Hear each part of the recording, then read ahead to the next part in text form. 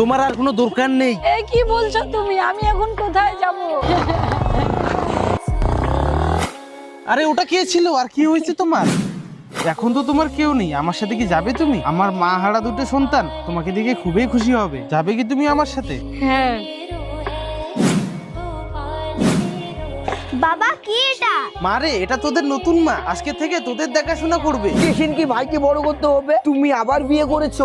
আরে তোদের ভালোর জন্যই তো। না, আমরা কাউকে মা মানতে পারবো না। চুপ করো, দুদিন গেলে সবই ঠিক হয়ে যাবে। দাদা রে কি হবে জানি না। হ্যাঁ রে বোন, শুনছি শর্মা খুবই খারাপ হয়। চল দাদা মামার বাড়ির ওইদিকে ঘুরতে যাই। আরে বাবু কোথায় যাচ্ছিস? খাওয়া দাওয়া করে যা। এই দুদিন হলো আসার, আমার ভাইটাকে কোলেও নিলে না। আর তুমি কি না আমার মা? প্রথমে ভালোবাসা, তারপর অত্যাচার। বেশি আবেগ খেতে দেখাইও না। লাগবে না আমাদের শর্মা, চলে যাও তুমি। আমাদের ভাত আমরা নিজে নিয়েই খেতে পারি। হে ভগবান, তুমি মনে হয়